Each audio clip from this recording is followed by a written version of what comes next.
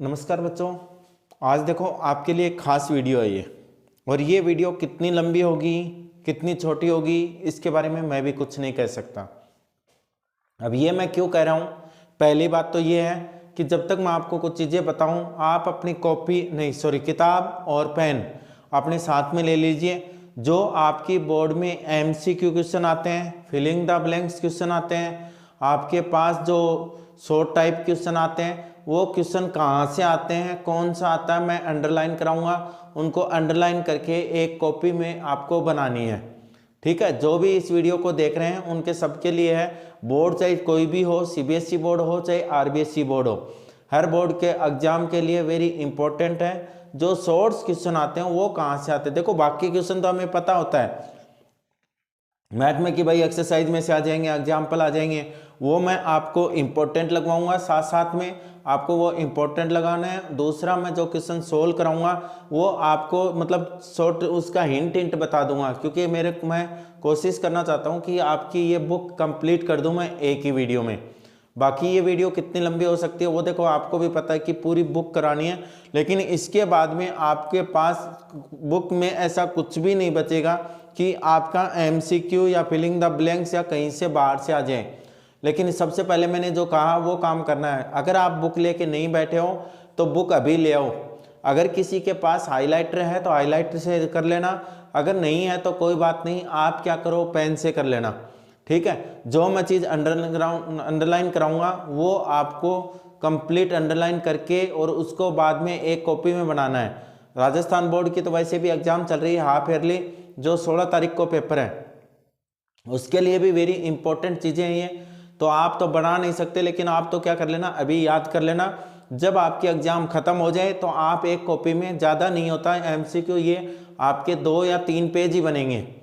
और साथ में मैं इंपॉर्टेंट लगवा रहा हूँ, वो भी आपको क्या करना है, आपको एक कॉपी में सोल्व कर लेने हैं। जहाँ पे मैं पढ़ाता हूँ आप तो मैंने कंप्लीट करा रखा है, लेकिन आपको भी पूरी बुक, उसमें से इंपॉर्टेंट क्या क्या है, उसमें से एमसीक्यू क्वेश्चन कहाँ से आएगा, उसमें से क्या पूछेगा, वो सारी चीज़ें।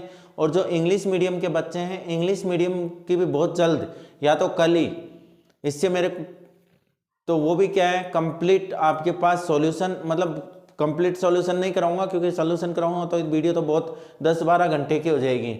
तो ऐसा कुछ नहीं करूंगा, मतलब हिंट समझा दूंगा, वो क्वेश्चन आपको सोल्व करना है। अगर आपको कोई चीज़ समझ में नहीं आई या आपको कोई प्रॉब्लम हो तो आपको क्या करना है, एक कमेंट्स बॉक्स में कमेंट करना है। बाकी अपने सभी फ्रेंड्स को इस चैनल को शेयर करना है, ज़्यादा से ज़्यादा सब्सक्राइब करना है। आपने जो 500 जो सब्सक्राइब कराए उसके लिए वेरी वेरी थैंक यू, और आगे भी आप सपोर्ट करेंगे, मैं ये आशा रखता हूँ आप लोगों से। ठीक है, और उसके बाद में आपका जो राजस्थान बोर्ड से हैं उनका साइंस का पेपर है, तो मैम से मैं साइंस का भी आपको कंप्लीट डलवाऊंगा कि आपके पास शॉर्ट्स में आपके मतलब समरी रिवीजन करवाएंगे पूरी बुक का, और वो आपको तैयार करना है। ठीक है, जो चीज़ बता दीजिए। ओके चलो स्टार्ट होते हैं। देखो पहला लेसन अपना क्या है कि वास्तविक संख्याएं। वास्तविक संख्याएं कौन सी होती हैं, रियल नंबर कौन से होते हैं। रियल नंबर वो होते हैं जो आपके पास सभी प्रकार के जो भी नंबर हैं, इस दुनिया में जितने भी नंबर हैं वो क्या होते हैं, वास्तविक संख्याएं होती हैं। वास्तविक संख्याएं मतलब आपके पास परिमेय अपरिमेय सारी संख्याएं होती हैं। एक कुछ संख्याएं होती हैं जो 11वीं क्लास में होती हैं, सेमिस्टर संख्याएं, वो क्या नहीं होती, वास्तविक संख्याएं नहीं होती। चलो अब हम आगे आगे देखते जाओ अपनी बुक का, जैसे जैसे मैं निकालता जाऊं पेज चेंज करते जाओ, अकॉर्डिंग टू पेज के ही चलूंगा मैं। ठीक है, तो देखो 1 पॉइंट यूक्लिड विभाजन परिमेय जो अपने कैंसिल हो चुकी, तो ये हमें नहीं पढ़ना है, 1.1 में है ये। ठीक है, अब बात अपने जो आएगा वो 1 पॉइंट बाद में, तो आप भी मेरे साथ साथ में पेज निकालते रहो। यूक्लिड विभाजन परिमेय का जो मैंने कहा कि आपकी कैंसिल हो चुकी है, इसमें से कोई भी क्वेश्चन या कुछ भी नहीं आएगा। ये राजस्थान बोर्ड ने और सीबीएसई ने दोनों ने क्या कर दिया है, कैंसिल कर दिया है। ठीक है, चलो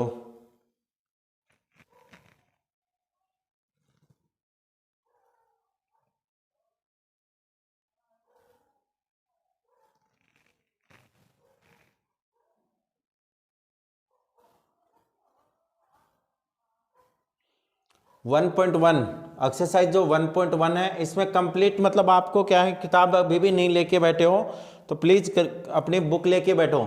1.1 क्या है, एक्सरसाइज आपकी कंप्लीट कैंसिल है, जो आपको कुछ भी इसमें नहीं करना है। ठीक है, नेक्स्ट में चलते हैं अपने पास। अंक गणित की आधारभूत प्रमेय जो आपको लर्न रखनी है। अंक गणित की आधारभूत प्रमेय किसे कहते हैं, देखो ये मैं दिखाऊंगा आपको।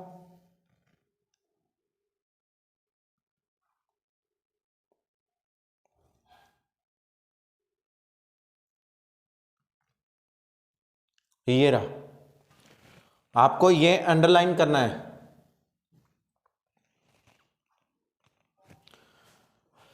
अंक गणित की आधारभूत प्रमेय, प्रत्येक भाज्य संख्या को अभाज्य संख्याओं के एक गुणनफल के रूप में व्यक्त किया जा सकता है। प्रत्येक भाज्य संख्या को अभाज्य संख्याओं के एक गुणनफल के रूप में क्या किया जा सकता है, व्यक्त किया जा सकता है, तथा यह गुणनखंड अभाज्य गुणनखंडों के आने के क्रम के बिना अद्वितीय होता है। वो जो क्वेश्चन पूछता है बोर्ड में, वो ये पूछता है कि प्रत्येक भाज्य और संख्याओं के अभाज्य संख्याओं के गुणन अंक गणित के आधारभूत प्रमेय से, तो आपके पास उसका क्रम कौन सा होता है, देखो अभाज्य गुणनखंडों के आने वाले क्रम के बिना वो होता है डैश डैश डैश डैश, क्या होता है, अद्वितीय। ठीक है, ये अंडरलाइन कर लो इसमें। चलो सेकंड में चलते हैं।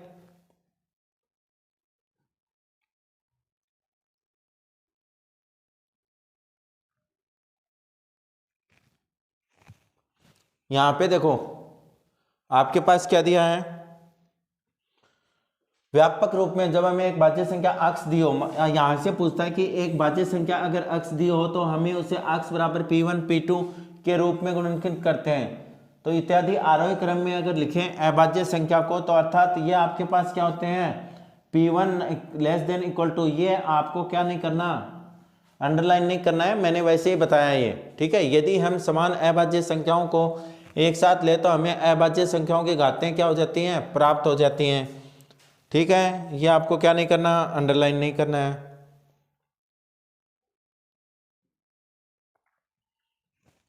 अब देखो एग्जाम्पल नंबर इसका 5। एग्जाम्पल नंबर 5 में क्या दिया, इसने कहा कि संख्याओं 4 की पावर n पर विचार कीजिए जहां एक प्राकृत संख्या है। जांच कीजिए कि क्या n को कोई ऐसा मान है जिसके लिए शून्य प्राप्त हो सकता हो, इकाई अंक क्या प्राप्त हो सकता हो, शून्य प्राप्त हो सकता हो। देखो इसके लिए मैं एक चीज बताता हूं कि आपको क्या है, जिस भी संख्या का अगर गुणनखंड करो और उसके गुणनखंड अगर 2 गुना 5 हो, क्या हो, 2 गुना 5 हो, तो उसी का ही इकाई अंक हमेशा क्या होगा, शून्य होगा। उसी का क्या होगा, इकाई अंक शून्य होगा, चाहे उसके ऊपर कितनी भी पावर हो, कोई दिक्कत नहीं होती। तो यहाँ पे देखो आपके पास क्या है, 4 की पावर n, 4 की पावर n का अगर 4 का गुणनखंड करूंगा तो मैं कितना आएगा, 2 गुना 2 की पावर n। मैंने क्या कहा, इकाई अंक शून्य पर समाप्त होता है, इकाई अंक शून्य पर प्राप्त होता है, ये आपको जांच करनी है। तो हमने जांच कर दी कि हमारे पास अगर उसका अंक शून्य अगर प्राप्त होगा तो उसके गुणनखंड कितने होंगे, 2 गुना 5, तो उसका इकाई अंक क्या हो जाएगा, शून्य हो जाएगा। लेकिन 4 की पावर n का गुणनखंड क्या है, 2 गुना 2 की पावर n, यानी इसके क्या गुणनखंड नहीं है, 2 गुना 5, अतः इसमें क्या नहीं है, आपके पास इकाई अंक शून्य समाप्त नहीं होगा। ठीक है, ऐसे ही क्वेश्चन अपने पास एक्सरसाइज में है 6 की पावर n, जिसका हम करते हैं 2 गुना 3, यानी इसमें भी क्या लिखना है आपको कि यदि n की संख्या शून्य पर समाप्त होगी, अगर n की संख्या, देखो ये लिखा, किसी n के लिए संख्या 4 की पावर n शून्य प्राप्त होगी अगर वो 5 से विभाजित होती है, यानी आपके पास क्या हो जाए, 5 और गुना 2 अगर उसके गुणनखंड होते हैं। नेक्स्ट देखते हैं, नेक्स्ट में आपको क्या दिया है,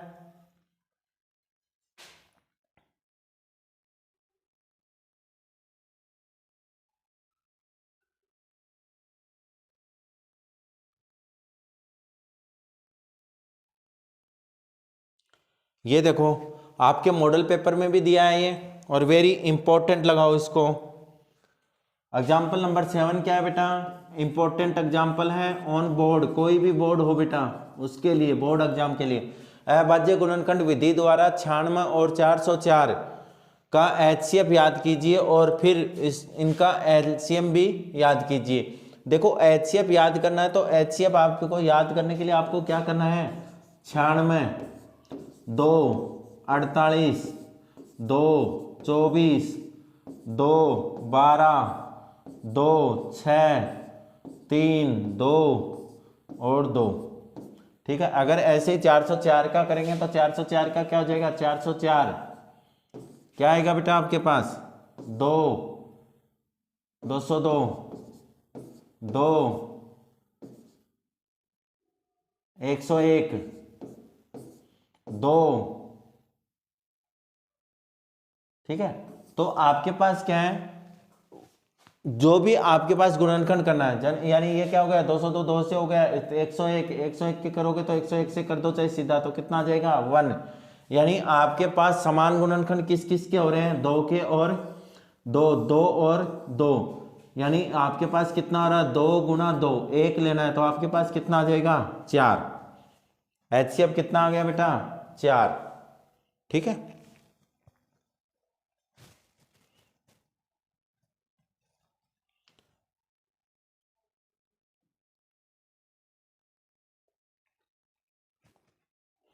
अब देखो एक्सरसाइज 1.2 में, एक्सरसाइज 1.2 में क्या है आपके पास, निम्नलिखित संख्याओं को अभाज्य गुणनखंड के गुणनफल के रूप में व्यक्त कीजिए। अब देखो इसमें जो इंपॉर्टेंट लगाना है आपको, एक तो लगाना है 156, एक लगाना है 38 25। क्या कहा है, अभाज्य गुणनखंडों के गुणनफल के रूप में व्यक्त कीजिए। तो अगर गुणनफल के रूप में व्यक्त करना है तो आपको सीधा ऐसे निकालना है, 156 कितना आ जाएगा, 2 से 3 से 13 और 1। ठीक है, अगर आपको क्या करना है, अभाज्य गुणनखंड को गुणनफल के रूप में लिखोगे तो कितना आएगा, 2 गुणा 2 गुणा 3 गुणा 13, और इसका क्या लिख देना, यही गुणनफल आएगा। ठीक है, तो गुणनफल के रूप में लिख दिया। ऐसे ही आपको किसका करना है, 38 25 का, 38 25 का करोगे तो ये हमेशा किससे डिवाइड होगा, 5 से, 2 हो गए। अब यहाँ पे क्या है कि आपको लगाना है इसका सेकंड पार्ट और इसका थर्ड पार्ट, क्वेश्चन नंबर 2 का सेकंड पार्ट और third part.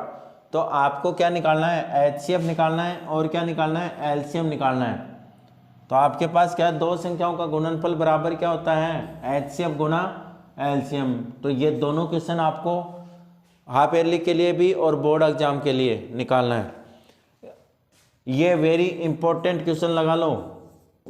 Question number 4, HCF 306 और 657 बराबर 9 है, तो LCM क्या होगा। देखो LCM निकालने के लिए आपके पास क्या था, प्रथम संख्या गुणा द्वितीय संख्या बराबर LCM गुणा HCF। ठीक है, क्या निकालना है आपको, LCM। तो LCM बराबर क्या हो जाएगा, LCM बराबर प्रथम संख्या गुणा द्वितीय संख्या बटे HCF। प्रथम संख्या कितनी है, 306, दूसरी संख्या कितनी है, 657 बटे HCF कितना है, 9। बस इसको सोल्व कर देना, वही आपका क्या हो जाएगा, आंसर हो जाएगा LCM। ठीक है, अगर इसमें ये देखो मैंने थोड़ी देर पहले बताया था 4 की पावर n वाला, ये किसका है, 6 की पावर n का। अगर इस क्वेश्चन की मैं बात करूं तो आपके पास क्या होगा, क्या कह रहा है कि व्याख्या कीजिए कि 7 गुणा 11 गुणा 13 प्लस का 13 भाज्य संख्या क्यों है। भाज्य संख्या होने के लिए क्या जरूरी है कि जो उसके गुणनखंड 2 से क्या होने चाहिए, अधिक होने चाहिए। भाज्य संख्याएं कौन सी होंगी, जिसके गुणनखंड क्या हो, 2 से ज़्यादा हो। देखते हैं, देखो आपके पास क्या है, एक मैं करके दिखा देता हूँ, दूसरा आप कर लेना। हार्ड कौन सा है, उधर वाला कर देता हूँ। 7 गुणा 6 गुणा 5 गुणा 4 गुणा 3 गुणा 2 गुणा 1 प्लस का 5, दोनों में से क्या कॉमन आ जाएगा, 5 कॉमन आ जाएगा। 5 कॉमन आएगा तो क्या बचेगा, 7 गुणा 6 गुणा 4 गुणा 3 गुणा 2 गुणा 1 और प्लस का 1। 7 6 42, 42 चौक 4 दूनी 8, 168 103 कितना आ जाएगा, इसको मल्टीप्लाई कर देना, और फिर बाहर किससे मल्टीप्लाई करना, 5 से। यही आपका क्या आ जाएगा। अब देखो यहाँ पे गुणनखंड 2 आएंगे आपके पास क्या आ जाएगा 1000, 2 या 2 से अधिक जिसके गुणनखंड हो उसे हम क्या कहेंगे, भाज्य संख्या कहते हैं। अगर कोई भी दिक्कत किसी क्वेश्चन में हो तो स्पेशल मेरे को कमेंट कर देना, वो क्वेश्चन मैं सोल्व करा दूंगा। इसमें तो सिर्फ आपको इम्पोर्टेंट और थ्योरेटिकल पार्ट और थोड़ा सा हिंट वही बता रहा हूँ, ठीक है। और कौन कौन से इंपॉर्टेंट है, तो इसमें क्वेश्चन नंबर 4 हमने इंपॉर्टेंट लगा लिया, वेरी इंपॉर्टेंट क्वेश्चन है। अगर क्वेश्चन नंबर 7 की बात करूं तो आपके पास क्या है, मैदान एक चक्कर लगाने में सोनिया को 18 मिनट। ऐसे कोई भी क्वेश्चन आए दोनों का क्या कार्ड निकाल दो, साथ में एलसीएम निकाल दो, वही आपका आंसर होगा। कितना है 2, 9, 6, 3 3 9, 3 दूनी 6, 3 2, 3 दूनी 6, 6 3 18, 18 दूनी 36। कितनी देर बाद में मिलेंगे वो, 36 मिनट बाद में। ये आपका क्या आ जाएगा, आंसर आ जाएगा। जो भी आपको दिक्कत हो कमेंट करो, 2 दिन में आपके बाद में आपके पास क्या रहेगा। अब देखो अपरिमेय संख्याओं का पुनर्भ्रमण आपको बताना है, √2, √3, √5 एक क्या है, अपरिमेय संख्या है। इसमें मैं आपको बताता हूँ कि आप अगर एक को लर्न कर लेते हो तो आपके पास क्या हो जाएगी, कंप्लीट लर्न हो जाएंगे। देखो ये याद कर लेना, उसी में आपको मैं थोड़ा शॉर्ट में बता देता हूं। आपके पास क्या है, इसमें क्या कह रहा है कि √2 एक क्या है, अपरिमेय संख्या है। तो अपरिमेय संख्या ये सिद्ध करना, तो मैं क्या लिख दूंगा, माना √2 क्या है, परिमेय संख्या है। √2 क्या है, परिमेय संख्या है। √2 क्या हो गई आपकी, परिमेय संख्या। अगर √2 परिमेय संख्या तो मैं क्या लिखूंगा, √2 बराबर P/Q।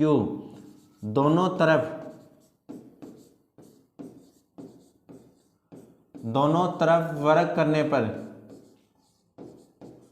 दोनों तरफ अगर वर्ग करोगे तो कितना आएगा, 2 बराबर P²/Q²। तो 2Q² बराबर P²। तो Q² बराबर कितना आ जाएगा, P²/2। देखो अगर एक चीज और बताता हूँ, इससे आगे मैं वैसे दिखा दूंगा आपको।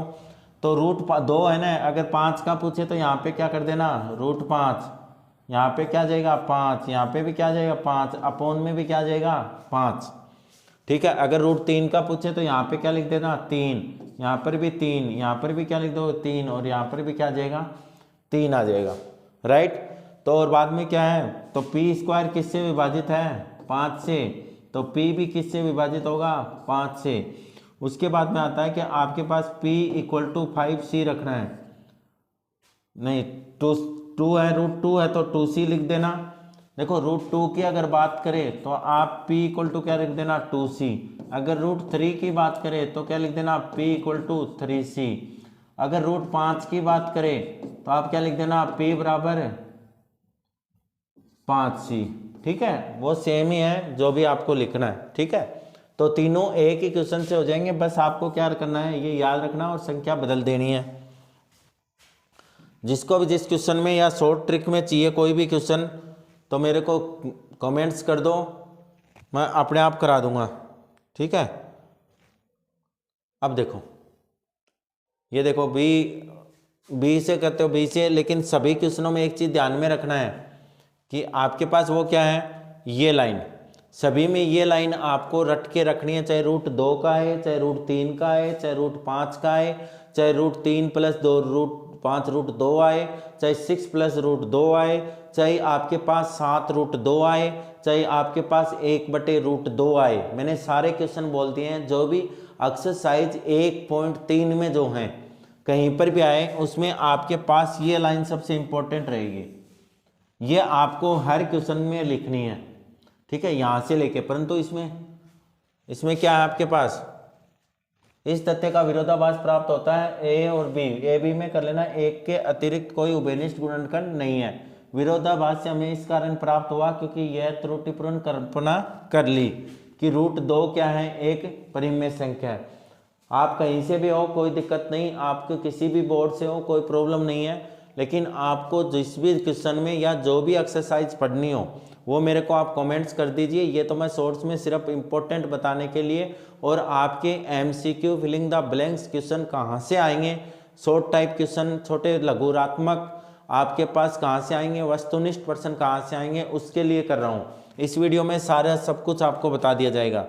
अगर स्पेशल आपको कोई भी एक्सरसाइज पढ़नी हो तो आप मेरे को कमेंट्स बॉक्स में डाल दीजिए, ठीक है। चलो देखो, अभी मैंने जो क्वेश्चन बोले थे वही क्वेश्चन है।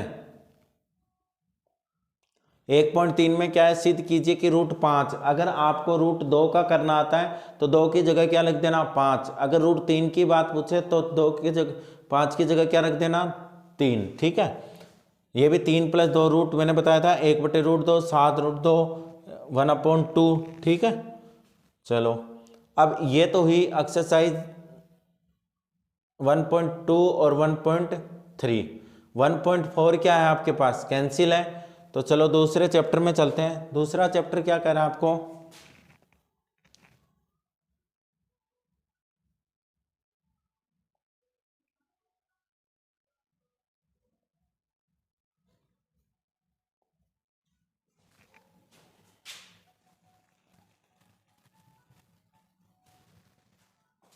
ये देखो दूसरे चैप्टर में भी आप इंपॉर्टेंट लगाओगे, बहुत सी चीजें इंपॉर्टेंट है इसमें। अब देखो इसमें देखो, रेखीय बहुपद किसे कहते हैं, यहां से ये अंडरलाइन कर लो। घात 1 के बहुपद को रेखीय बहुपद कहते हैं। अगर उदाहरण पूछे तो क्या जाएगा 2x-3, कोई भी उदाहरण लिख देना एक इसमें से, बस यही रट लो। घात 1 के बहुपद को, जिसकी घात 1, जिस बहुपद की घात 1 होती है उसे हम क्या कहते हैं, रेखिक बहुपद कहते हैं। उसका उदाहरण कौन सा है 2x-3, यानी x की घात कितनी है, यहाँ पे 1 है। दूसरा आपके पास पूछ सकता है, ये जो अंडरलाइन करा रहा हूं ये आपको रटना है हाफ ईयरली के लिए भी और फाइनल के लिए भी। दूसरा क्या है, घात 2 के बहुपद को द्विघात बहुपद कहते हैं, जिसमें आपके पास घात कितनी हो, बड़ी से बड़ी घात 2 हो, उससे क्या कहते हैं, द्विघात बहुपद, इंग्लिश में क्वाड्रिक पोलिनोमाइल कहते हैं। एग्जाम्पल कौन सा है 2x² + का 3x। ये देखो आपको याद होने वाला नहीं है तो मैं छोटा सा एग्जाम्पल बता देता हूँ। 2x² + का 5x - का 1, ठीक है, जिसमें घात क्या हो, और भी छोटा अगर करना हो तो क्या हो जाए 2x² - का 1, ठीक है। यहाँ पे क्या था 2x + का 1, इसी को बना दो 2x² + का 5, ये क्या होगी द्विघात बहुपद।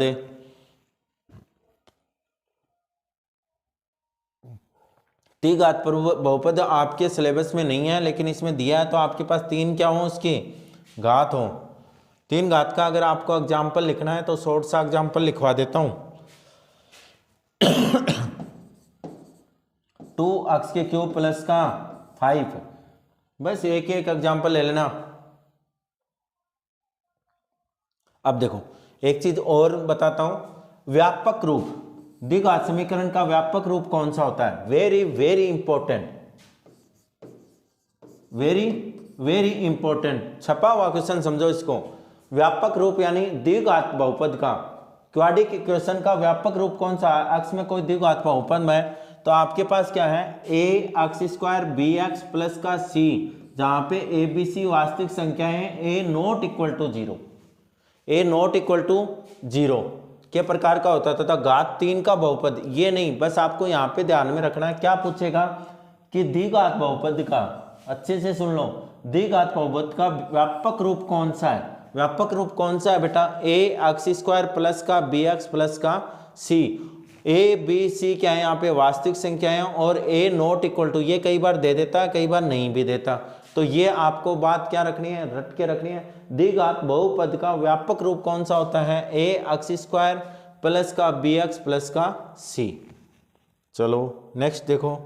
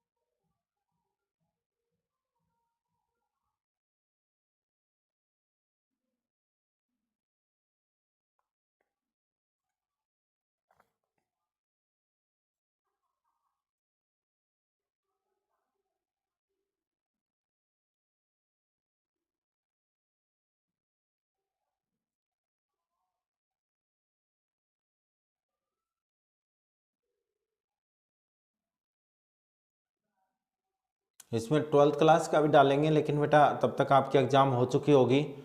12th का भी कंप्लीट डाल दूंगा मैं, कोई दिक्कत नहीं है। देखो 2.1 एक्सरसाइज 2.1 जो सबको आती है, लेकिन थोड़ा सा रिवीजन मारना है, हमें तो रिवीजन कर रहे हैं। तो देखो आपको क्या कह रहा है, किसी बहुपद के पी एक्स के लिए y बराबर पी एक्स का ग्राफ नीचे आकृति में दिया गया, प्रत्येक स्थिति में पी एक्स के शून्याङ्क की संख्या बताइए। पी अक्ष अगर यहाँ पे दिया हो तो किसका पूछ रहा है, अक्ष अक्ष पे शून्याङ्क क्या होना चाहिए, अक्ष अक्ष पे, यानी अक्ष अक्ष पे वो कितनी बार काट रहा है, वो आपका क्या है, पी एक्स का शून्याङ्क है। यहाँ पे देखो ये कौन सी एक्सिस को काट रहा है, वाई एक्सिस को, किसको काट रहा है, वाई अक्ष को, वाई अक्ष को काट रहा है, तो इसका शून्याङ्क कितना होगा बेटा, 0। यहाँ पे देखो वाई, ये किसको काट रहा है, वाई को, तो ये तो इसका शून्याङ्क होगा नहीं, किसको काट रहा है, ये अक्ष अक्ष को, अक्ष अक्ष को काट रहा है, तो इसका शून्याङ्क कितना होगा, 1। यहाँ पे अगर मैं बात करूं तो अक्ष अक्ष को देखो कितनी जगह काट रहा है, 1, 2 और 3, तो इसका शून्याङ्क कितना हो जाएगा बेटा, 3, अक्ष अक्ष के काट रहा है। अगर यहाँ पे पी वाई देता तो अलग हो जाता है, पी वाई का देख लेंगे। यहाँ पे अक्ष अक्ष को काट रहा है 1 और 2, तो इसके शून्याङ्क कितने हो जाएंगे, 2। यहाँ पे काट रहा है 1, 2, 3 और 4, तो इसके शून्याङ्क कितने हो जाएंगे बेटा, 4। यहाँ की अगर मैं बात करूं तो आपके पास क्या आएगा, 1, 2 और 3, तो ये कितने हैं, 3, शून्याङ्क कितने हैं इसके, 3।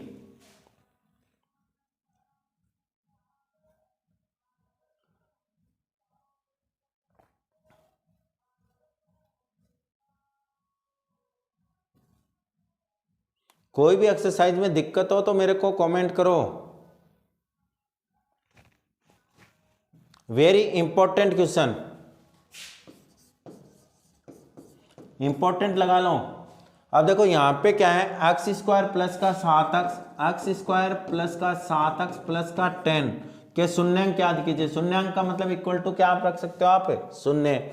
अब यहाँ पे देखो आपको बाह्य पदों को गुणा करना है, बाह्य पदों को मेरी वीडियो में देख लेना, आपके पास जहाँ पे ये करा रखे हैं वहाँ पे मैंने गुणनखंड सिखा रखे हैं 4 की में, तो वो आप दोबारा देख सकते हो 4.2 में और 4.4, उसमें मैंने ये चीज़ सिखा रखी है, शॉर्ट ट्रिक के।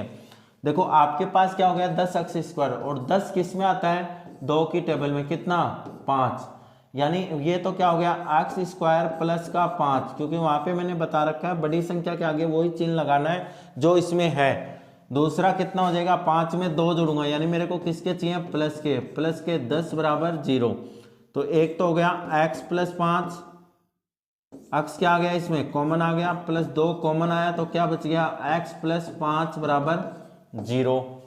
तो आपके पास शून्याङ्क कितने कितने आ जाएंगे, -2 और -5, बराबर करोगे तो x प्लस 5 बराबर 0, तो x बराबर कितना है, -5, x प्लस 2 बराबर क्या है, 0, तो x बराबर कितना आएगा, -2। ठीक है, ये चीजें होंगी। फिर शून्याङ्कों का योग, और तो यहाँ पे देखो आपके पास क्या होता है, ax स्क्वायर प्लस का bx प्लस का c इक्वल टू 0, एक होती है ax स्क्वायर माइनस का bx माइनस का c इक्वल टू 0। तो देखो जब गुणांक आपको निकालना हो तो x स्क्वायर का गुणांक कितना है, a, x का गुणांक कितना है, b, और अचर पद कौन सा है, c है ना। लेकिन इस इक्वेशन में अलग है, इस इक्वेशन में क्या है आपके पास, एक्स स्क्वायर का गुणांक कितना है, a, एक्स का गुणांक कितना है, -b, क्योंकि इसमें साइन किसका है साथ में, माइनस का, तो क्या आएगा, -b। इसकी अगर बात करो तो क्या है, माइनस का c। वेरी इंपॉर्टेंट एग्जांपल है, इंपॉर्टेंट लगाओ साथ साथ में।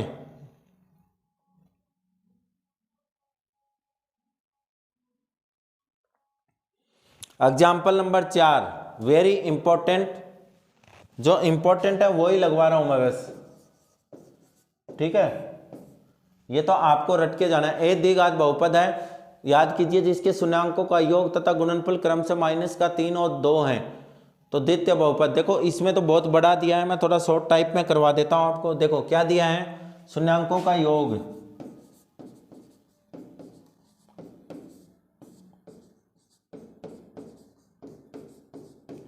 अल्फा प्लस बीटा, यही तो होते हैं शून्याङ्क। कितना दिया है, -3। फिर आपको दिया है शून्याङ्कों का गुणनफल, आगे भी है ये क्वेश्चन, सॉरी गुणनफल अल्फा बीटा इक्वल टू कितना है 2। क्या निकालना है देखो बेटा, द्विघात बहुपद। द्विघात बहुपद का सूत्र क्या है निकालने के लिए, इस सूत्र से निकाल देना बेटा। ये तो आपको समझ में नहीं आएगा, लेकिन ये सूत्र जो मैं लिख रहा हूं इस सूत्र से ये रख लेना। क्या होता है, एक्स स्क्वायर माइनस का alpha plus beta into X plus alpha beta equal to 0। X square minus alpha plus beta into X plus का अल्फा बीटा। एक्स स्क्वायर का एक्स स्क्वायर हो गया, योग कितना दिया है -3, यानी माइनस का 3 इंटू एक्स प्लस ये कितना है 2 बराबर 0। इसको सोल्व कर देता हूँ, कितना आएगा, एक्स स्क्वायर प्लस का 3x प्लस का 2 बराबर 0। ये क्या हो गई आपकी द्विघात समीकरण होगी।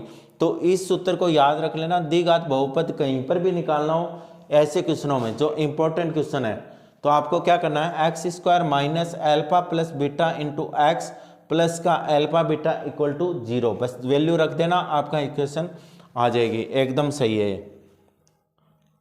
अगर चेक है तो देखो ये रहा, एक्स स्क्वायर प्लस का 3x प्लस का 2 आंसर है ना इसका, और अपना भी कितना आया, एक्स स्क्वायर प्लस का 3x प्लस का 2। तो ये इस फॉर्मूले से ही करना आपको, ठीक है, इस मेथड में मत पढ़ना, और किसी को आता हो तो उससे कर सकता है, कोई दिक्कत नहीं है।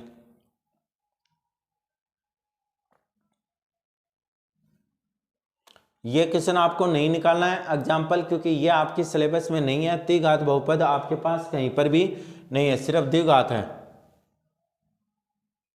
ये बोर्ड में भी नहीं आएगा। यहाँ पे देखो, द्विघात बहुपदों के शून्यांक याद कीजिए। अब देखो शून्यांक की अगर मैं बात करूं तो आपके पास कौन सा इंपॉर्टेंट बनता है, एक तो इंपॉर्टेंट लगाओ इसमें,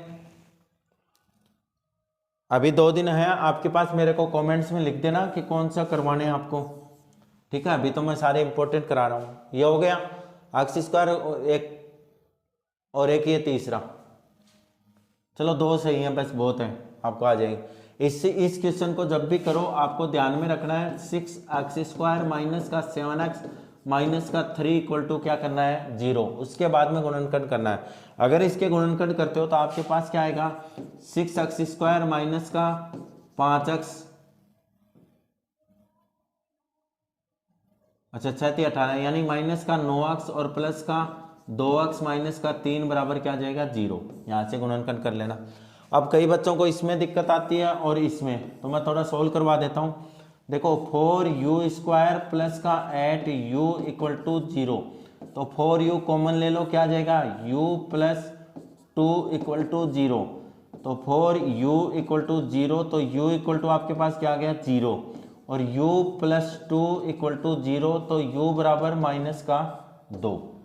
अगर इसको सोल्व करना है तो ये भी हो जाएगा आपके पास t स्क्वायर माइनस का 15 बराबर 0, तो t बराबर कितना आ जाएगा √15, लेकिन रूट की वैल्यू हमेशा प्लस और माइनस दोनों में आती है, तो t बराबर एक तो क्या हो जाएगा √15 और एक t बराबर, यानी एक तो आ जाएगा अल्फा बराबर और एक आ जाएगा बीटा बराबर, क्या आ जाएगा माइनस का √15, ठीक है। इसको आगे कर लेना, अगर प्रॉब्लम हो तो कमेंट में लिख देना, सोल्व कर दूंगा।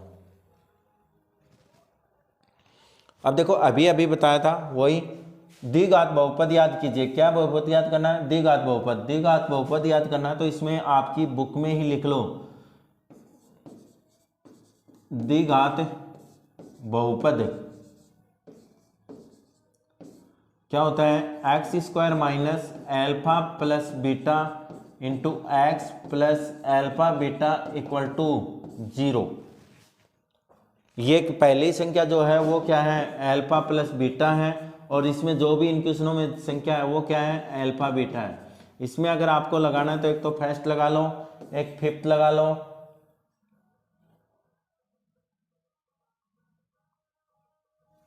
एक ये थर्ड, तीनों इंपॉर्टेंट है, एक फर्स्ट इंपॉर्टेंट है, एक थर्ड इंपॉर्टेंट है, और एक क्या है फिफ्थ इंपॉर्टेंट है। चलो नेक्स्ट देखते हैं। 2.3 क्या है आपकी कैंसिल है, तो आपको 2.3 नहीं करनी है, आप करते हैं 2.4।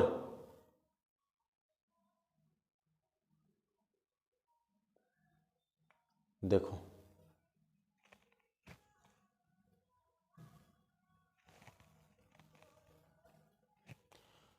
सत्यापित कीजिए कि निम्न द्विघात बहुपदों के साथ, ये तो था ही नहीं बेटा, सॉरी 2.2 ही है, 2.1 और 2.2 ये दोनों तो कैंसिल है बेटा, छोड़ दो इनको। अब एक्सरसाइज चलते हैं 3 में।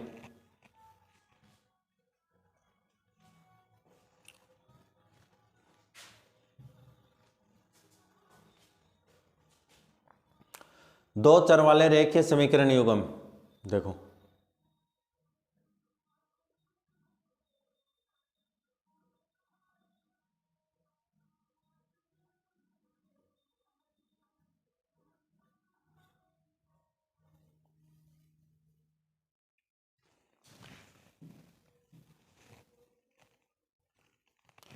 देखो यहां से लगाओ दो चर वाले रेखीय समीकरण को a x प्लस का b y प्लस सी बराबर 0 प्रत्येक इस समीकरण को निरूपित करने वाली रेखा के एक बिंदु के संगत होता है, ऐसा ही होता है।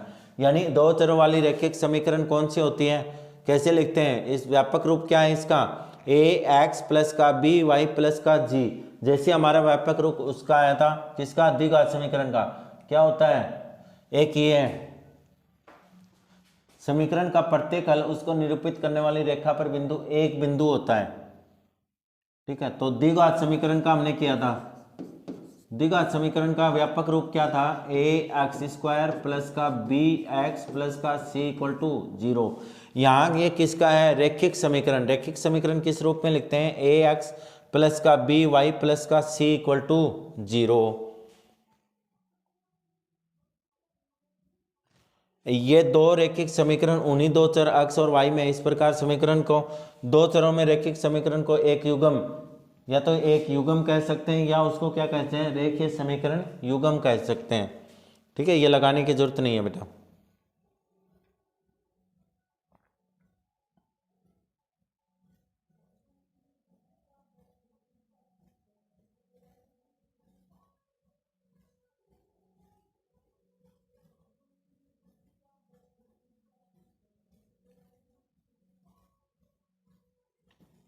यहां पे देखो, इसमें ज़्यादा बड़ा वो क्वेश्चन भी नहीं है, लेकिन आपको क्या है, आफ्ताब अपनी पुत्री से कहता है कि 7 वर्ष पूर्व मैं तुमसे 7 गुनी आयु का था, अब से 3 वर्ष बाद मैं तुम्हें केवल 3 गुनी आयु का रह जाऊंगा। इस स्थिति को बीजगणितीय व ग्राफ के रूप में व्यक्त कीजिए। बीजगणितीय और ग्राफ के रूप में, यानी ग्राफ बना के भी आपको क्या करना है, सोल्व करना है, और ग्राफ का एक क्वेश्चन 100% आता है बोर्ड में। देखो, आफ्ताब अपनी पुत्री से कहता है कि 7 वर्ष पूर्व मैं तुमसे, इसका सिंपल सी शॉर्ट ट्रिक बताता हूं। देखो, आप क्या लिखना, x बराबर वाई लिख लेना। क्या लिख लेना, x बराबर वाई। जब भी आयु का क्वेश्चन आए आपको क्या लिखना है, x बराबर 0, नहीं सॉरी, x बराबर वाई। आफ्ताब अपनी पुत्री, यानी मैं मान लेता हूं पुत्री की आयु कितनी है, y है, पिता की आयु कितनी है, x, और पुत्री की आयु कितनी है, y है। क्या कर रहा है, अपनी पुत्री से कहता है कि 7 वर्ष पूर्व है, 7 वर्ष पूर्व, 7 वर्ष का पूर्व मतलब ये हो गया कि बेटे की भी आयु 7 वर्ष कम थी। भाई पहले की करोगे तो पूर्व की बात करेगा तो क्या कर देंगे, माइनस कर देंगे, बाद की बात करेगा तो क्या कर देंगे, प्लस कर देंगे। तो इसमें मैं क्या लिख सकता हूँ, x माइनस 7, और ये लिख सकता हूँ y माइनस 7।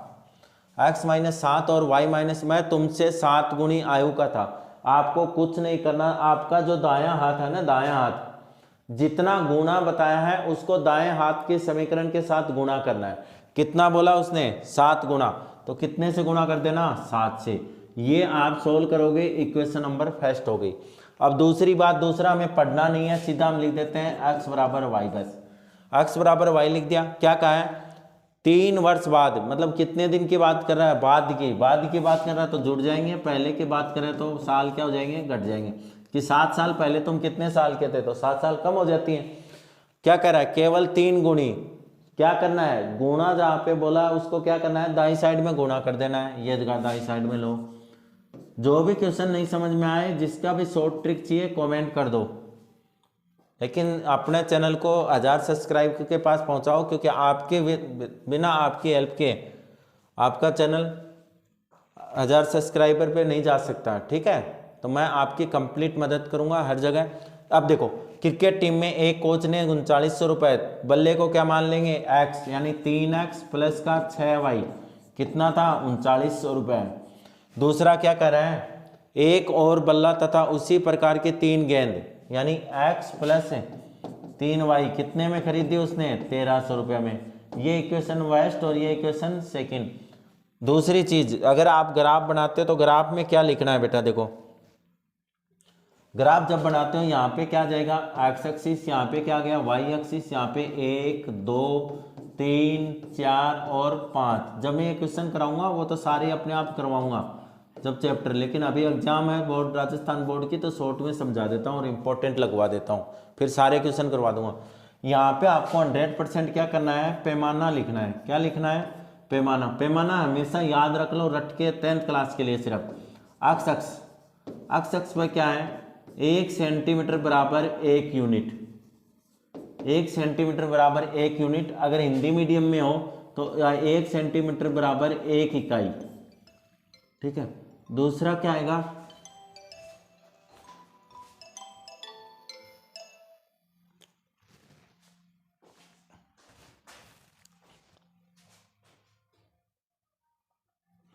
ठीक है। अब बात करते हैं वाई अक्ष की। तो वाई अक्ष पे क्या होगा, 1 सेंटीमीटर बराबर 1 इकाई या 1 यूनिट। याद रखना बेटा, जब भी ग्राफ बनाओ तो उसके इस कोने में ये चीजें लिखनी है, उसका पैमाना पक्का लिखना है, पूरे में से पूरे नंबर लेने के लिए। ओके, चलो नेक्स्ट देखते हैं। इसमें तो कोई इंपॉर्टेंट नहीं है बेटा, बाकी अगर हो सके तो 3 का क्वेश्चन थोड़ा देख लेना, कोई इंपॉर्टेंट नहीं है। चलो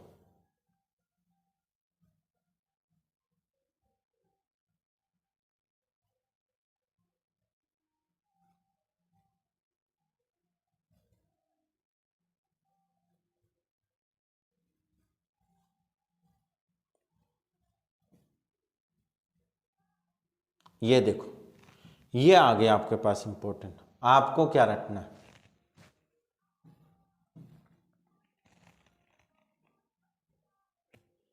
देखो आपके पास क्या है, वो पूछेगा कि रेखाएं प्रतिच्छेद करती हैं या संपाती हैं या क्या है समांतर है। सबसे पहले तो इनका मतलब समझो बेटा, प्रतिच्छेद क्या होता है, संपाती रेखाएं क्या होती हैं और समांतर रेखाएं क्या होती हैं। प्रतिच्छेद रेखाएं वो होती हैं जब 2 लड़कियां लड़ने लग जाएं और एक दूसरे का चुटला पाड़ लें, ठीक है, यानी एक दूसरे के झगड़ा कर लेती हैं, वो क्या है प्रतिच्छेद। तो प्रतिच्छेद रेखाएं ये होती हैं। संपाती रेखाएं, संपाती रेखा का मतलब ये होता है बेटा कि एक रेखा के ऊपर ही क्या हो, दूसरी रेखा हो। भाई जब झगड़ा करेंगी तो कभी वो नीचे कभी वो नीचे होगा ना, कभी वो जीत जाएगी कभी वो जीत जाएगी, कुश्ती देखी होगी ना। हाँ, तो वही है, वो क्या होती हैं, संपाती होती है, मतलब एक दूसरे के ऊपर। समांतर रेखाएं कौन सी होती हैं, समांतर रेखा का सबसे बढ़िया एग्जाम्पल होता है अपने पास रेलवे ट्रैक, जो पटरियां होती हैं वो समांतर होती हैं, वो कभी भी कहीं पर भी क्या नहीं होती, मिलती नहीं है। तो सबसे ज़्यादा ये चीज़ ध्यान में रखनी है आपको, ये रटना है। एक क्वेश्चन आपको 100% मिलेगा, वेरी इंपॉर्टेंट, MCQ टाइप में या शॉर्ट टाइप में। A1 upon A2 B1 upon B2, दोनों अगर आपस में क्या है लड़ती रहती हैं, दोनों लड़कियां क्या करती हैं, A1 और A2 दोनों क्या है लड़ती रहती हैं, वो क्या होती हैं, कौन सी रेखाएं होती हैं, प्रतिच्छेद। और उनका हल क्या होता है, एक होता है। प्रत्येक का क्या होता है, अद्वितीय हल। अद्वितीय का मतलब ये होता है कि आपके पास क्या है, 2 अगर कोई भी कुश्ती करेगा तो एक तो उनमें जीतना ही जीतना है, यानी दोनों क्या नहीं रह सकते, कभी भी बराबर नहीं हो सकते।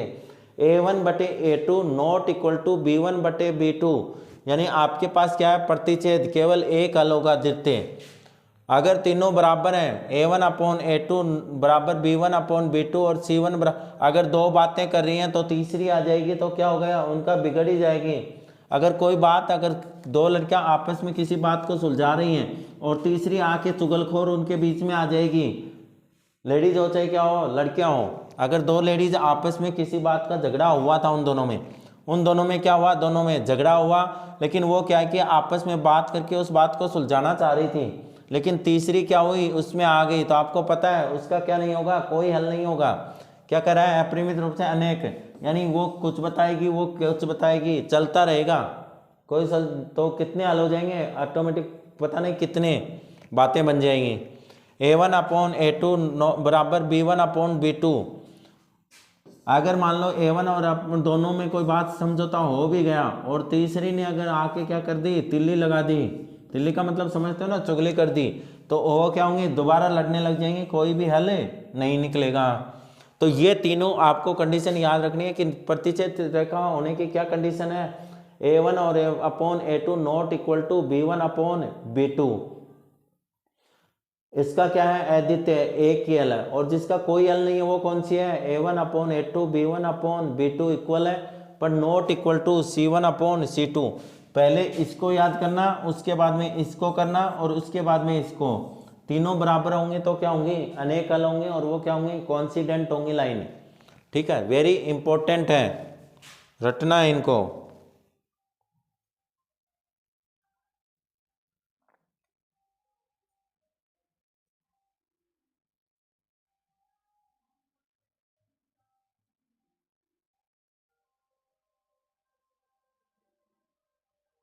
तीन पॉइंट एक में ये पेंसिल वाला क्वेश्चन आपको याद करना है। एक कलम का मूल्य याद कीजिए, इसको ग्राफ के फॉर्म में भी दे सकता है ये। ठीक है, उसमें सेव वाला था, इसमें भी ये वेरी वेरी इंपॉर्टेंट क्वेश्चन है। अब देखो यहाँ पे ये पूछ लिया, इनमें से एक क्वेश्चन पूछेगा आपको 100% दो के क्वेश्चन। अनुपात A1/A2 B1/B2 और C1/C2 की तुलना कर याद कीजिए कि युग्म का निरूपित करती हैं, एक बिंदु पर प्रतिच्छेद करती हैं, समांतर हैं, और तथा क्या है, अथवा क्या है, संपाती हैं। देखो समांतर प्रतिच्छेद होने की कंडीशन क्या है,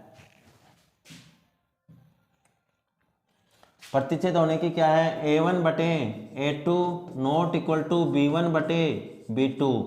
ये तो क्या है, प्रतिच्छेद। ठीक है, दूसरा है A1/A2 equal to B1/B2 not equal to C1/C2। कौन सी है बेटा ये आपकी है समांतर। कौन सी है, समांतर। तीसरा कौन सी है, A1/A2 बराबर B1/B2 बराबर C1/C2। ये रेखाएं कौन सी होती हैं, संपाती। कौन सी रेखाएं होती हैं, संपाती, जिसके अनेक हल होते हैं, समांतर का कोई हल नहीं होता, यानी कहीं पर भी वो नहीं मिलती। अब इसकी बात करें, A1 कौन है, देखो पहली क्वेश्चन ये है, तो A1 बराबर कौन है, 5, B1 कौन है, -4, और C1 कौन है, 8। इसमें से देखो कौन है, A2 बराबर कितना है, 7 है, B2 बराबर कितना है, 6 है, और C2 बराबर कितना है, -9 है। तो आपके पास क्या आएगा, A1/A2 निकालते हैं, क्या आएगा, 5/-4। दूसरा क्या आएगा, B1/B2 क्या आ जाएगा, सॉरी 5/7। A2 ये है ना बेटा, B1 कितना है, -4, और B2 कितना है, 6। तो ये क्या है, दोनों ही बराबर नहीं है। क्या नहीं है, बराबर नहीं है, यानी A1/A2 not equal to B1/B2। ये कौन सी रेखा होगी, प्रतिच्छेदी। कौन सी रेखा होगी, प्रतिच्छेदी। ऐसे वो याद करनी है। याद करके रैखिक समीकरण के युग्म को संगत या असंगत, संगत कौन सी होती है और असंगत कौन सी होती है।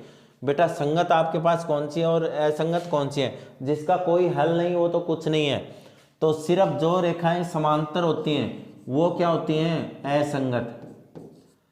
जो रेखाएं क्या हों, सिर्फ समांतर हों, वो क्या होती हैं, असंगत होती हैं। और प्रतिच्छेदी और संपाती दोनों रेखाएं क्या आएंगी, संगत होंगी। तो संगत और असंगत समझ में आ गया। संगत कौन सी होती हैं, असंगत कौन सी। संगत रेखाएं वो हैं जो प्रतिच्छेदी हों और क्या हों, संपाती हों। लेकिन असंगत रेखाएं कौन सी हैं, असंगत रेखाएं वो होती हैं जो क्या हों, समांतर हो। तो आप ऐसे चेक करोगे और उसमें बताओगे कि ये संगत है या नहीं है। ये लगा लो इंपॉर्टेंट।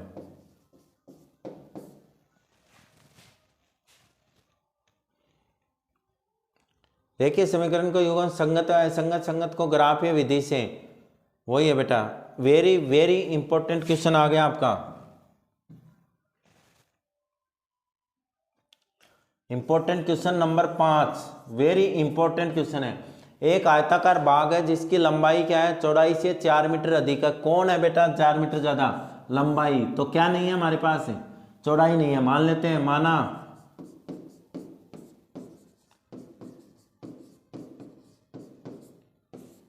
आयताकार बाग की चौड़ाई कितनी है बेटा, x है, तो लंबाई कितनी हो जाएगी, x प्लस 4। क्या कह रहा है कि उसका अर्ध परिमाप, आयताकार आयत का परिमाप कितना होता है, 2 इंटू लंबाई प्लस चौड़ाई।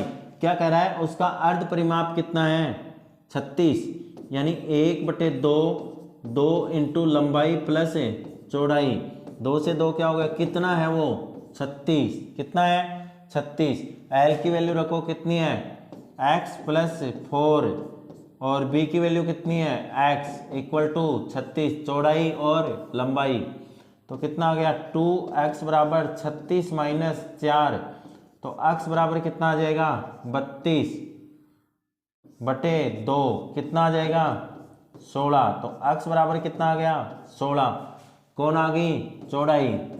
चौड़ाई आपके पास कितनी आ गई, 16। तो लंबाई कितनी आ जाएगी, 16 प्लस 4, यानी आपके पास आ गई 20। कितनी आ गई, 20। वेरी इंपॉर्टेंट क्वेश्चन है, थोड़ा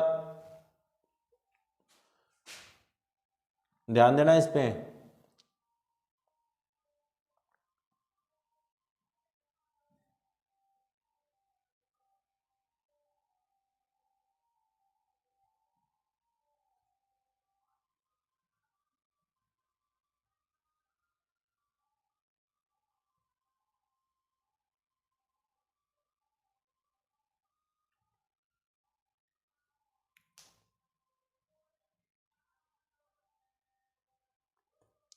इसमें से शायद देखो,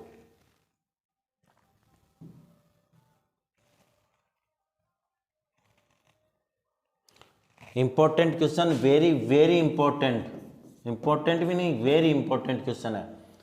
2x प्लस 3y बराबर 11 और 2x माइनस 4y बराबर माइनस का 24 को हल कीजिए। हल करना है इसको, जैसे मतलब इसकी वैल्यू आ जाएगी, फिर आपके पास x और y की वैल्यू आएगी। इससे किसकी वैल्यू आ जाएगी, x और y की शायद 5 आएगी, और x की इसकी माइनस का 3 आएगी, जिसको हमें किस में रखना है, इसमें y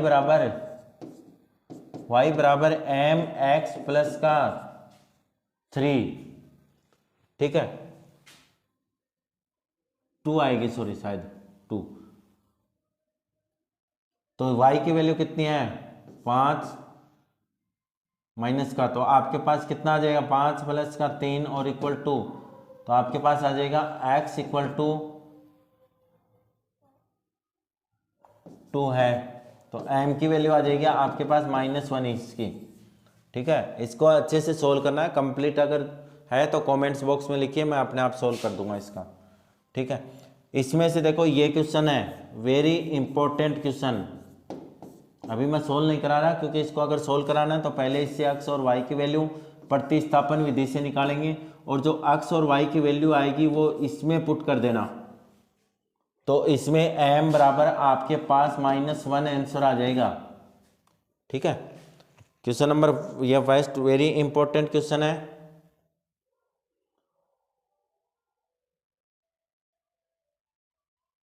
एक ये 2 का क्वेश्चन वेरी इंपॉर्टेंट क्वेश्चन है। दूसरा क्वेश्चन भी क्या है, वेरी इंपॉर्टेंट क्वेश्चन है, जो आपको लगाना है और सोल्व करना है। इसमें कुछ नहीं बेटा, दो संपूरक कोणों का बड़ा कोण और छोटे कोण से 18 डिग्री अधिक है। बड़ा कोण है वो छोटे कोण से कितना ज्यादा है, तो छोटा कोण कितना है, x कितना ज्यादा है, x प्लस 18। क्या कह रहा है कि कौन सा कोण है, संपूरक कोण। संपूरक कोणों का योग होता है 180 डिग्री, यानी 2x बराबर 180 माइनस 18। ठीक है, यहाँ से x की वैल्यू निकाल लेना, और दूसरा निकालो वो कितना हो जाएगा, x प्लस 18। ठीक है, ये देखो यहाँ पे वही 5 वर्ष बाद जैकब की आयु, इंपॉर्टेंट क्वेश्चन है, सीबीएसई बोर्ड में तो छपा हुआ क्वेश्चन है। आयु वाले क्वेश्चन 100% आते हैं। 5 वर्ष बाद जैकब की आयु उसके पुत्र की आयु से 3 गुनी हो जाती है। मैंने क्या बताया था, x बराबर क्या लिखना है, y।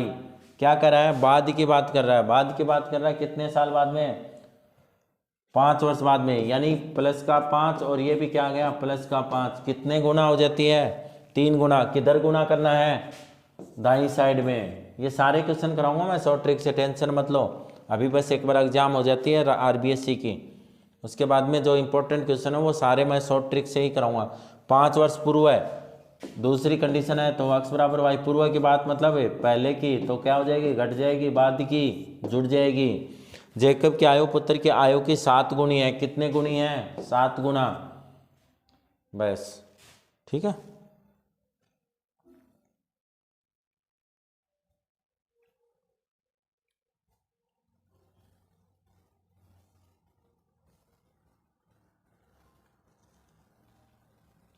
विलोपन विधि, प्रतिस्थापन विधि,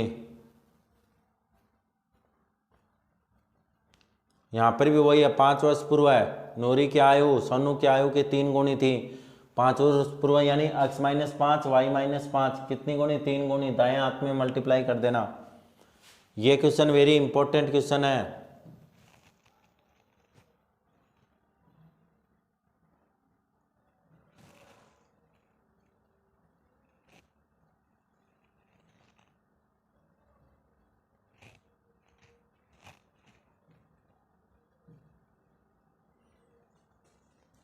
इंपॉर्टेंट क्वेश्चन है, ठीक है, रट के रखना इस क्वेश्चन को भी। हो गया, आगे ये कैंसिल है, अपने बोर्ड एग्जाम में है नहीं है, सिलेबस रिड्यूस हो चुका है।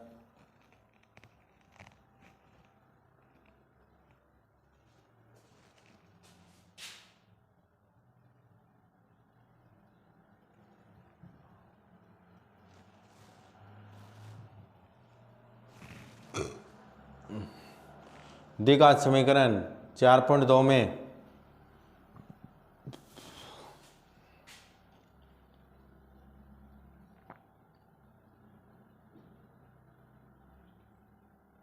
ये रहा, देखो द्विघात समीकरण का मानक रूप या व्यापक रूप ये रहा, ax स्क्वायर प्लस का bx प्लस का c। ये पीछे मैंने लगवा चुका हूँ, लेकिन यहाँ पे फिर लगा लो, कोई दिक्कत नहीं है। यहाँ से यहाँ तक ax स्क्वायर प्लस का bx प्लस का c equal to 0, a not equal to 0 द्विघात समीकरण का मानक रूप कहलाता है।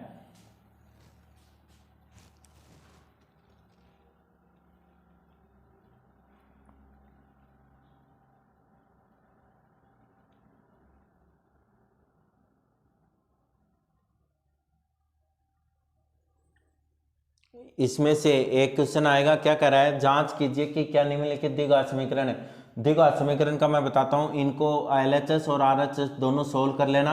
अगर इसके लास्ट में एक्स स्क्वायर बच जाता है, कितना भी बचे चाहिए, एक्स स्क्वायर बड़ी से बड़ी घात कितनी बच जाए, एक्स स्क्वायर, तो वो क्या होगा, द्विघात समीकरण होगा। अगर एक्स स्क्वायर के अलावा चाहे एक्स क्यूब बच जाए, चाहे एक्स बच जाए, लेकिन उसमें क्या नहीं हो, एक्स स्क्वायर बड़ी से बड़ी घात कितनी होनी चाहिए, जो आपके 5 सोल्व करने के बाद में जो बचे उसमें बड़ी से बड़ी घात कितनी होनी चाहिए, एक्स स्क्वायर, वही क्या होगी, द्विघात समीकरण होगी। ठीक है,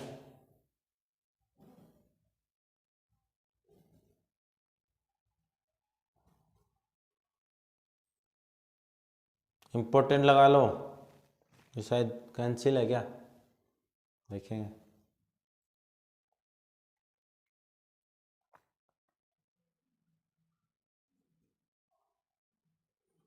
चार पॉइंट दो,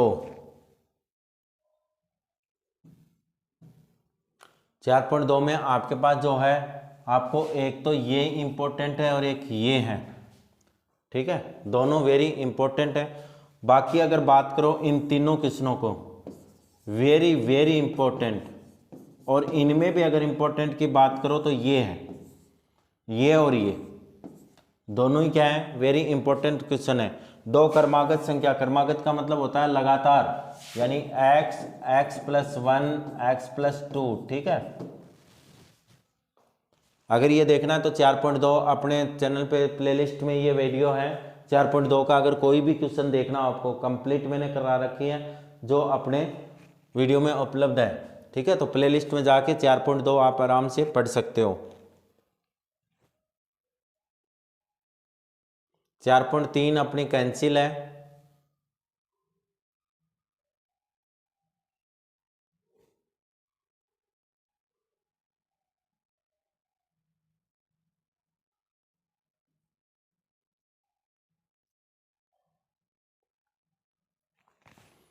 अंडरलाइन करो। यदि B square minus 4ac is greater than 0, आपके पास ये तीनों कंडीशन होंगी।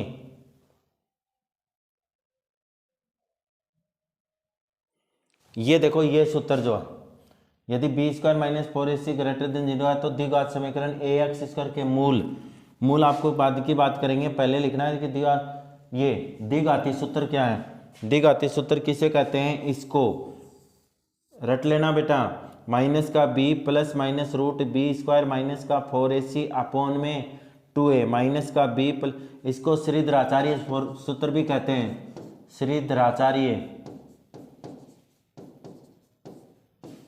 सूत्र। कई बार ये बोल देता है तो याद रखना है, क्या बोलते हैं इसको, श्रीधराचार्य सूत्र, या इसको क्या बोलते हैं, द्विघाती सूत्र। आपको पूछेगा द्विघाती सूत्र लिखिए, तो द्विघाती सूत्र ये लिखना है, माइनस का b plus minus root B square minus का 4ac अपॉन में 2a, और इसको क्या बोल सकते हैं साथ में, श्रीधराचार्य सूत्र। अगर श्रीधराचार्य सूत्र के नाम से भी अगर आपको बोर्ड एग्जाम में पूछता है तो भी आपको यही लिखना है, इसी के ये दोनों नाम है, ठीक है। चलो एक काम की चीज़ और चली गई क्या ऊपर,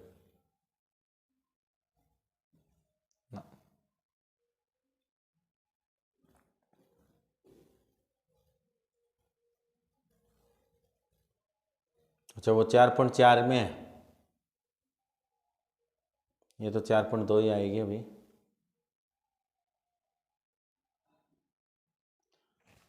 इंपॉर्टेंट लगाओ बेटा ये एग्जाम्पल, वेरी इंपॉर्टेंट,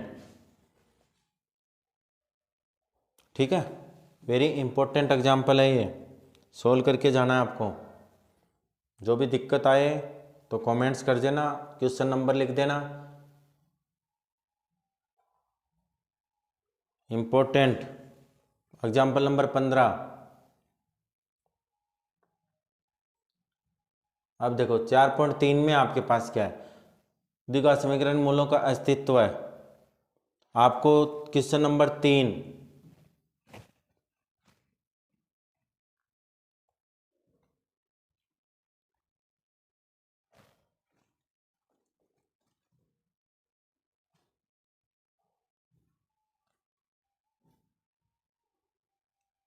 एक तो क्वेश्चन नंबर 3 आपको इंपॉर्टेंट लगाना है, क्वेश्चन नंबर 3 क्या करो, इंपॉर्टेंट लगा लो।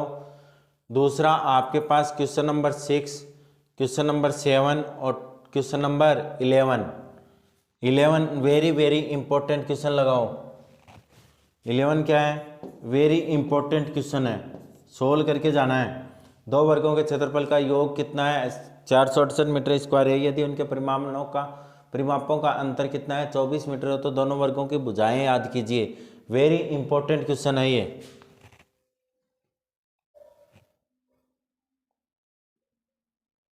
मूलों की प्रकृति ये रट के रखना है बेटा। दो भिन्न भिन्न वास्तविक क्या, ये तीनों चीजें याद रखनी है। आपको ये कंडीशन दी होगी, द्विघात समीकरण ax square plus bx plus c के मूल कब वास्तविक और बराबर होते हैं, जब कंडीशन क्या हो, मूल वास्तविक होते हैं और भिन्न भिन्न, और बराबर का ये है B square minus 4ac equal to 0, तो मूल क्या होंगे, बराबर होंगे और क्या होंगे, वास्तविक होंगे। अगर मूल वास्तविक नहीं होंगे, काल्पनिक होंगे, तो क्या होगा, B square minus 4ac less than 0, और दो विभिन्न वास्तविक मूल होते हैं यदि आपके पास 0 से क्या हो, इक्वल हो। ये तीनों कंडीशन आपको रट के जानी है, एमसीक्यू में एक क्वेश्चन मिलेगा इसका।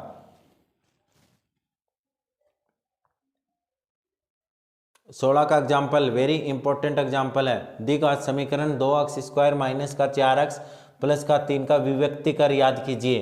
विभक्ति कर क्या होता है, बी स्क्वायर माइनस 4ac, ये भी याद रखना है आपको सूत्र। डी बराबर क्या होता है, बी स्क्वायर माइनस 4ac। विभक्ति कर याद कीजिए और बताइए कि मूलों की प्रकृति वहीं पे डिपेंड करेगी। -4ac इक्वल टू अगर 0 आ जाती है इसका मान, तो मूल क्या होंगे, बराबर होंगे और क्या होंगे, समान होंगे। अभी 3 कंडीशन लगवाई थी ना, वही है। बी स्क्वायर माइनस का 4ac is greater than equal to 0, यानी मूल क्या होंगे, वास्तविक तो होंगे लेकिन क्या होंगे, भिन्न भिन्न होंगे। B square minus 4ac less than 0 और इक्वल, यानी मूल क्या होंगे, काल्पनिक होंगे, न वास्तविक होंगे और न ही बराबर होंगे। ये कंडीशन लगेगी इसमें, ठीक है। सारे क्वेश्चन सोल्व कराएंगे बेटा, बस चैनल से जुड़े रहो आप। जितने ज़्यादा बच्चे जल्दी जुड़ोगे उतने ज़्यादा फायदा होगा अपने को। यहाँ पे देखो, आपको अगर इम्पोर्टेंट लगाना तो क्वेश्चन नंबर 2 के दोनों पार्ट इम्पोर्टेंट है, वेरी इम्पोर्टेंट। यदि मूल है तो आपके पास क्या है, अस्तित्व है तो उन्हें याद कीजिए। अस्तित्व होने का मतलब क्या बेटा, कह रहा है कि अस्तित्व उसी का होगा जिसका, कौन से का नहीं होता, B square minus 4ac less than equal to 0, यानी 0 अगर माइनस की वैल्यू आएगी तो उसका क्या नहीं है, अस्तित्व नहीं है। लेकिन ये दोनों आपको 100% निकालने देगा। आज समीकरण का k का मान दो मूल क्या हो, बराबर हो, तो इसमें आपको क्या कर देना है, बी स्क्वायर माइनस का 4ac इक्वल टू 0 वाला फॉर्मूला लगाना है। B square minus 4ac equal to 0, इससे c की वैल्यू आ जाएगी। देखो a अगर ढूंढो तो मेरे पास क्या आएगा, a equal to 2, b equal to k और c इक्वल टू कितना है इस समीकरण में, 3। रट के रखना। इसमें देखो क्या बनेगा, k एक्स स्क्वायर माइनस का 2kx प्लस का 6 इक्वल टू 0। a बराबर कितना है k, b बराबर कितना है माइनस का 2k और c बराबर कितना है बेटा 6, ठीक है। बाकी इसमें कोई इंपॉर्टेंट क्वेश्चन नहीं है। ये हो गई आपकी 4 की। अब नेक्स्ट आपके पास 5 की, ओके।